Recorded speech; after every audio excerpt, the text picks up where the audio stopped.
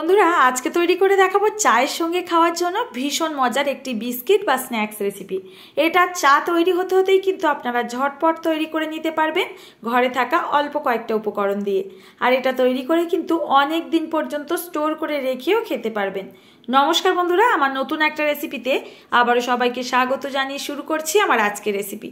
আশা করছি আজকের রেসিপি আমার সমস্ত বন্ধুদের কাছে ভীষণ ভালো লাগবে। তো চলুন বন্ধুরা, এই রেসিপি কিভাবে তৈরি করা যায় দেখে নেওয়া যাক আজকের রেসিপিটি। প্রথমে এর জন্য আমাদের লাগছে হাফ কাপ পরিমাণে চিনি। আপনারা এখানে মিষ্টির পরিমাণটা বাড়িয়ে কমিয়ে নিতে পারবেন। তারই সাথে 1/4 কাপ দিয়ে দিচ্ছি রিফাইন্ড অয়েল কিংবা গলানো বাটার, যেটা হোক অ্যাড করতে পারেন। সঙ্গে একটা ডিম। এইবার এই তিনটে উপকরণ আমাদের খুব ভালো করে ফেটিয়ে নিতে হবে। তো দেখুন 3 থেকে 4 মিনিট এইভাবে আমি একটু ফেটিয়ে নিচ্ছি। আর দেখবেন আস্তে আস্তে এটা ক্রিমের মতো হয়ে যাচ্ছে। আর ক্রিম থেকে আমাদের চিনিটা যখন গলে যাবে তখন একটু লিকুইড ক্রিমের মতো হয়ে যাবে। তো বন্ধুরা এই কাজটা কিন্তু 4 থেকে 5 মিনিট সময় নিয়ে করলেই খুব সুন্দর দেখুন এইরকম ক্রিমের মতো হয়ে গেছে। এখন আমি এর মধ্যে অ্যাড করে দেব 1 কাপ আটা। এখানে কিন্তু আপনারা ময়দা দিয়েও করতে পারবেন। সাথে দিয়ে দিচ্ছি স্বাদ মতো লবণ আর 1 টিস্পুন বেকিং পাউডার, যেটা আমরা কেকে ব্যবহার করে থাকি সব সময়ের জন্য। এই সমস্ত উপকরণগুলোকে দিয়ে এখন একটা সফট ডো আমাদের তৈরি করে নিতে হবে। যদি খুব নরম মনে হয় ডোটা, এখানে কিছুটা পরিমাণে আটা কিংবা ময়দা অ্যাড করে দেবেন। তো দেখুন আমি আরও হাফ কাপেরও একটু কম দিয়ে দিয়েছি আটা। এইবার এটাকে ভালো করে মেখে নিচ্ছি। এখনো পর্যন্ত খেয়াল করে দেখেছেন কোনো জল দুধ কিছুই ব্যবহার করিনি। আর এই সফট ডোটাকে মেখে 2 থেকে 3 মিনিটের জন্য ঢাকা দিয়ে রেস্টে রেখে দিচ্ছি। ফিরে আসলাম কিছুক্ষণ পর, আর দেখুন ডোটা কিন্তু আমাদের পুরোপুরি রেডি বিস্কিট তৈরির জন্য। এখন এই ডোটাকে একটুখানি হালকা হাতে মেখে নেব আর একটা ছড়ানো জায়গায় এই ডোটাকে নিয়ে নিতে হবে। আর বিস্কিটের ডিজাইনগুলো খুব সহজেই দেখিয়ে দিচ্ছি। আপনারা যদি আমার মতো ডিজাইনে করতে চান করতে পারেন, আর না হলে অন্যভাবেও করে নিতে পারেন বলে দেব। তো দেখুন একটুখানি ওপরে আটা ছড়িয়ে নিচ্ছি। যেহেতু এখানে ডিমের ব্যবহার আছে আর চিনি, তো তার কারণে কিন্তু একটু লেগে যেতে পারে। তো এইভাবে অল্প একটু আটা কিংবা ময়দা ছড়িয়ে বেলে নেবেন। খুব বেশি কিন্তু পাতলা করা যাবে না, তাহলে বিস্কিটগুলো অতটা খেতে ভালো হবে না।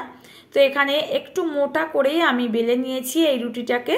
এবার চারি সাইড দিয়ে এটাকে চৌকো করে সমান করে কেটে নিতে হবে। এখানে যদি আপনারা আমার মতো ডিজাইন করেন তাহলে কেটে নেবেন, আর না হলে কোনো কুকি কাটার কিংবা একটু গ্লাস কিংবা ছোট বাটি দিয়েও এই বিস্কিটের ডিজাইনগুলো করতে পারেন। তো দেখুন আমি একটু চৌকো করে কেটে নেওয়ার পর এটাকে সমান ভাগে কিন্তু 4টে ভাগে ভাগ করে নিচ্ছি, যাতে বিস্কিটগুলো সবগুলোই সমান তৈরি হয়। আর এই বিস্কিটের ডিজাইনগুলো বন্ধুরা যে একবার দেখবে সেই বানাতে পারবে, এতে বলে বোঝানোর কিছু নেই। তো বন্ধুরা আপনারা যদি চান এখানে চৌকো শেপেও কিন্তু বিস্কিটগুলোকে কেটে নিতে পারেন, তাতে স্বাদের কোনো পরিবর্তন হবে না। তো দেখুন একে একে আমি এখানে সমস্ত বিস্কিটের পিসগুলোকে কেটে নিয়েছি।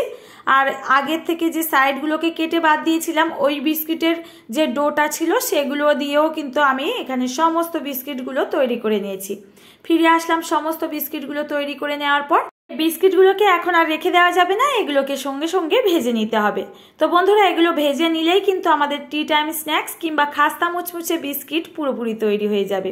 আমি গ্যাস ওভেনে একটা ফ্রাইং প্যান বসিয়ে পর্যাপ্ত পরিমাণে রিফাইন্ড অয়েল দিয়ে দিলাম। আর তেলটাকে কিন্তু পুরোপুরি ভালো করে হাই ফ্লেমে গরম করে নিতে হবে। গ্যাসের ফ্লেমটা হাইতে রেখে এই বিস্কিটগুলোকে ছেড়ে দেব, তারপর মিডিয়াম টু লোতে রেখে বিস্কিটগুলো একটু টাইম নিয়ে ভেজে নেব। এখানে কিন্তু তেলটা খুব ভালো মতো যেন গরম হয়, না হলে বিস্কিটগুলো যেই তেলে দেবেন সাথে সাথে ছড়িয়ে যেতে পারে, বিস্কিটগুলো একদমই ফেটে যাবে, ভালো হবে না। তো দেখুন বন্ধুরা এখন গ্যাসের ফ্লেমটা লো টু মিডিয়ামে রেখে এই বিস্কিটগুলোকে একটু টাইম নিয়ে ভেজে নিচ্ছি। আর দেখুন 1 থেকে 1.5 মিনিট রাখার পর নিচের দিকটা সুন্দর কিন্তু হালকা গোল্ডেন কালার হয়ে গেছে। এইভাবে আস্তে আস্তে ঘুরিয়ে ফিরিয়ে আমাদের বিস্কিটগুলো ভাজতে হবে। আর দেখবেন আস্তে আস্তে বিস্কিটগুলো কিন্তু অনেক মোটা লেয়ারের হয়ে যাচ্ছে। যেহেতু এর মধ্যে ডিম আর বেকিং পাউডার দেওয়া আছে, তার কারণে কিন্তু বিস্কিটগুলো অনেক পরিমাণে ফুলে ওঠে। আর দেখুন কতটা সুন্দরভাবে তৈরি হয়ে যাচ্ছে। সাইডগুলো ফেটে যাচ্ছে, মানে আমাদের বিস্কিটগুলো পুরোপুরি কিন্তু তৈরি হয়ে এসছে। আর আস্তে আস্তে গোল্ডেন কালার হয়ে যাওয়া পর্যন্ত আমরা ভেজে নেব। এইভাবে গ্যাসের ফ্লেমটা একদমই কিন্তু লোতে রেখে লাস্টের দিকে ভাজতে হবে, না হলে ভেতরে কাঁচা থেকে যাবে, বিস্কিটগুলো বাইরে থেকে পুড়ে যাবে। তো দেখুন তেল ঝরিয়ে এখন বিস্কিটগুলো গোল্ডেন করে আমি ভেজে তুলে নিচ্ছি। আরো কিছুটা বিস্কিট আমার ভাজতে বাকি ছিল। এই গরম তেলের মধ্যে এই বিস্কিটগুলোকে ছেড়ে আমরা গ্যাসের ফ্লেমটা লো টু মিডিয়ামে রেখে ভেজে নিতে হবে। আর সমস্ত বিস্কিটগুলো ভাজা হয়ে গেছে, আমি দেখিয়ে দিচ্ছি কত সুন্দর দেখুন দেখতে হয়েছে। আর যতটা পাতলা দিয়েছিলাম তার থেকে কিন্তু ডবল হয়ে যায়। তো আপনারা যখন বিস্কিটগুলো কাটবেন খুব বেশি পাতলা বা খুব বেশি মোটা করতে যাবেন না, তাহলে বিস্কিটগুলো কিন্তু ভাজার সময় অনেক টাইম লাগবে। এখন একটা বিস্কিট ভেঙে দেখিয়ে দিচ্ছি, দেখুন ভেতর থেকে কতটা খাস্তা আর মুচমুচে, বাইরে থেকে দেখুন। এইভাবে কিন্তু বিস্কিটগুলো বাড়িতে খুব সহজে তৈরি করে বাড়িতে 1-1.5 মাস পর্যন্ত রেখে স্টোর করে খেতে পারবেন। তো বন্ধুরা, আজকে রেসিপি যদি ভালো লেগে থাকে অবশ্যই একটা লাইক করবেন আর কমেন্ট করে রেসিপির মতামত জানাতে একদমই ভুলবেন না। আজ আসি, দেখা হবে আবারও এরকম সহজ রেসিপির সঙ্গে। ভিডিওটির সঙ্গে এতক্ষণ ধরে থাকার জন্য আপনাদের অসংখ্য ধন্যবাদ।